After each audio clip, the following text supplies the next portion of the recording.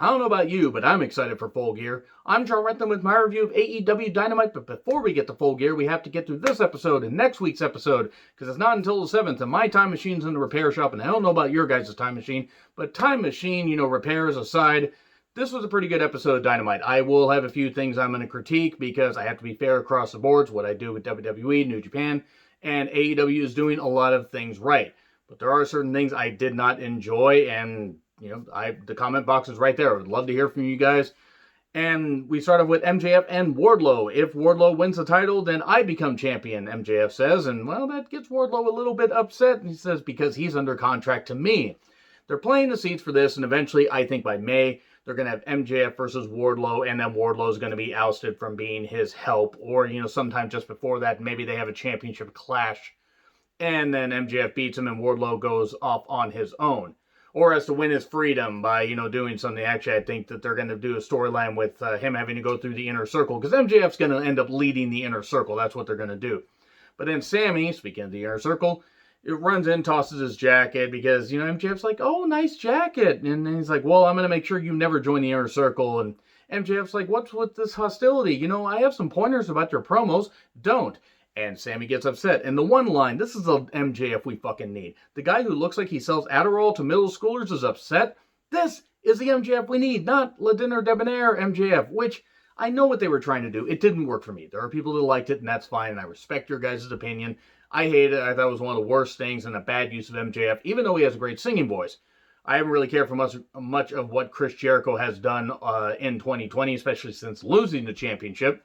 I like some of the comedy, but not a lot of it. But MJF, this is the kind of snarky jackass that he just needs to be. Cut people down, use a bit of humor, but just cut people down. And that's just what he is really goddamn good at. He's good in the ring, but he's great on the mic.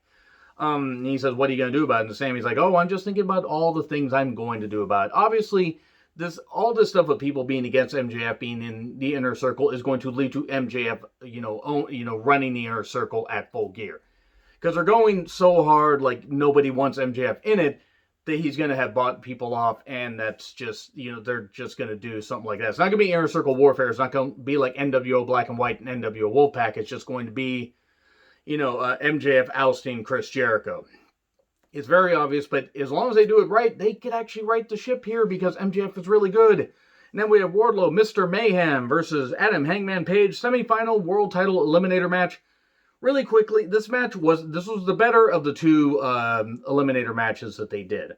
Tournament matches, that is. Quick start, spear through the barricade.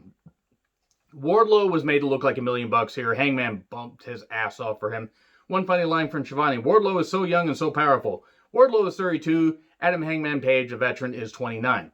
It's not that Wardlow is, old. I'm not trying to say that. It's just funny that they say he's so young and powerful, and yeah, okay, he's younger than some people on the roster. I mean, Sean Spears, Daniels, Kazarian, knocking those guys. Jericho, good God. I mean, Jericho moves like he's about 65. But anyway, it's just funny that they say that about Wardlow, and he's 3 years older than Page. Wardlow does miss a senton. Page does moonsault out to outside and actually does, not land on his feet. Some pretty good stuff there. Buckshot gets countered. Eventually, he does hit 2 buckshot lariats, 1, 2, 3, and Adam Hangman Page moving on into the finals, as you would expect. Moxley promo about being champion, facing Kingston in Full Gear.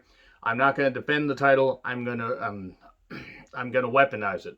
And basically, he's talking about, protect your neck. You're going to be left in a puddle by the time I'm done with you. You're going to say I quit. This is a good Mox promo. Then we get Eddie Kingston with the Butcher, the Blade, and the Bunny. Allie, damn, just distracting as hell. He cuts a promo, easy for me to say, calls out Moxley, calls out Sydal, calls him the Joker because he's going to face Sydal later. Sydal was a Joker in that Casino Battle Royal. Archer and Jake Roberts watching, from the stands. It's Eddie Kingston versus Masteido, clash of styles to say the least, strikes were laid in. Even though Sydal looked like he was about to get the victory, Eddie Kingston used the spinning back fist and the bulldog choke that Moxley used to put him out. Nice little storytelling there. Would not let up on that.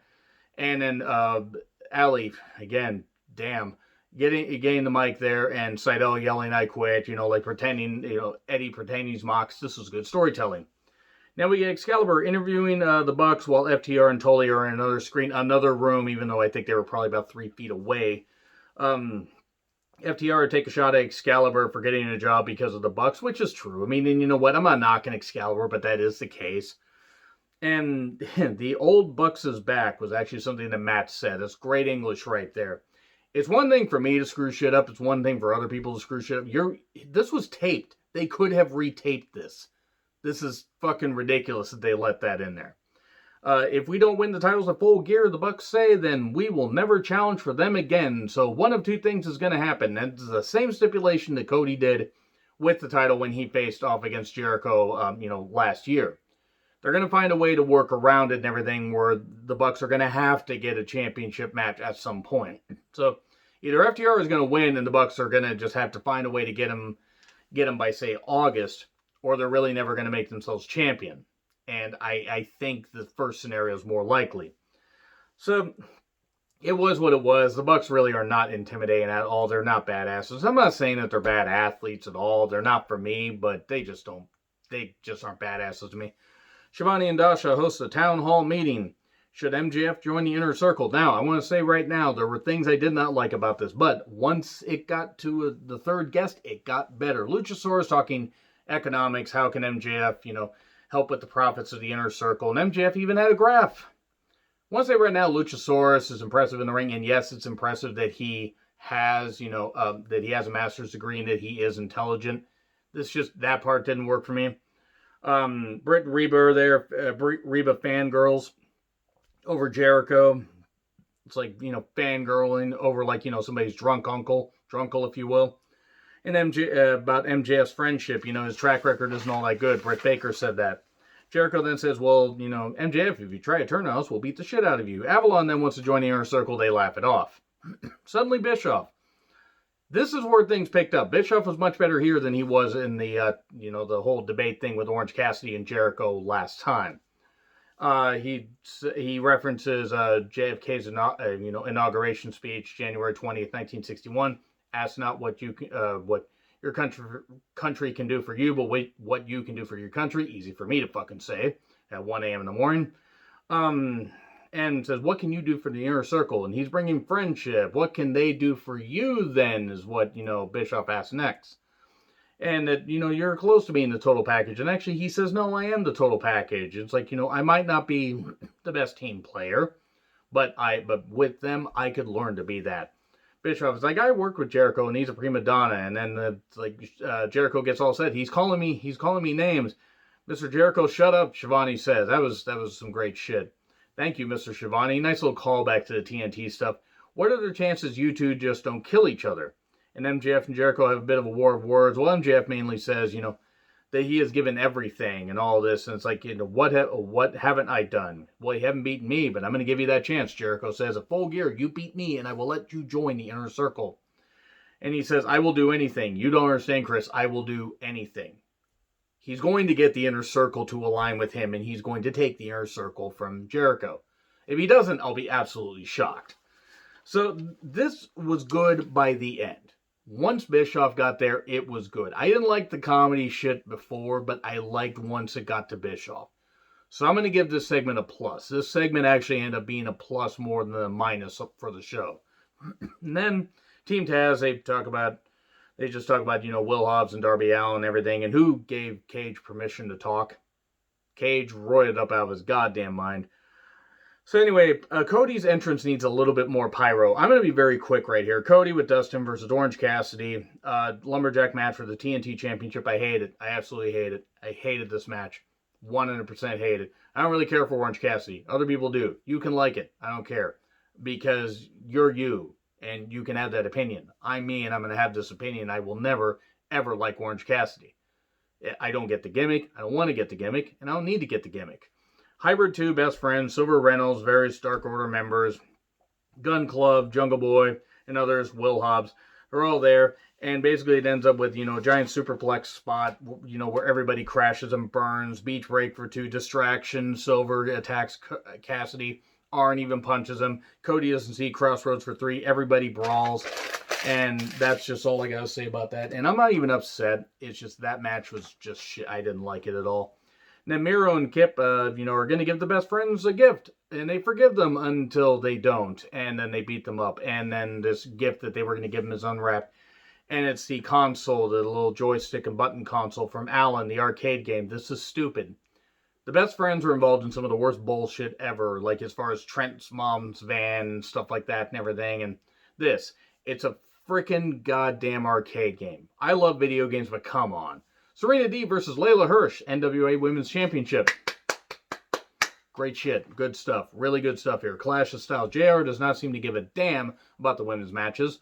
Hirsch really showed off here. Serena Deeb had just beaten Thunder Rosa, former NWA Women's Champion, on Primetime Live the day before. And this was good shit. I really did enjoy this. I really enjoyed this. Big clothesline, big neck breaker. The really good stuff. Hirsch really showing off. Great submission. She did miss a moonsault, neck breaker, and then Tequila Sunrise gets the tap out. Serena Deeb retaining the NWA Women's Championship. And Alex Marvez interviews Shida. Basically, it's a good thing they gave Shida the mic because Shida understands how to promote herself and say English better than Marvez ever will. He says, "Oh, Nyla, you want me? I want you at Full Gear." Okay, cool. And Shida's English really has improved. Shawn Spears versus VSK's C4 for 3. This is really just an angle to get Shawn Spears over. Then he attacks a guy in a bowl costume that's handing out candy.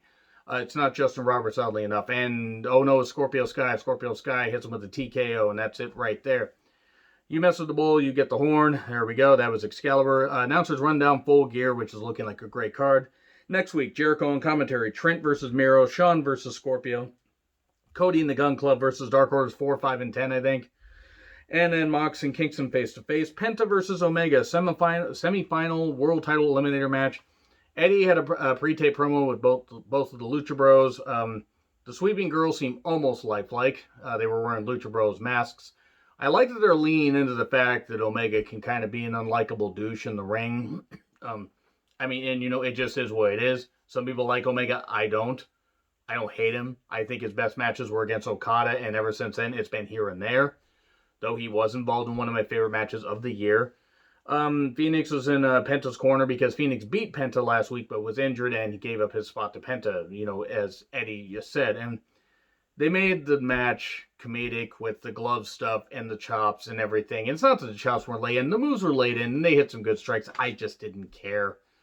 Penta hit a destroyer on the stage later. Penta package in the ring. Still didn't beat him. Snapped the arm. Despite that, Omega hits the one-wing angel, and it is what it is.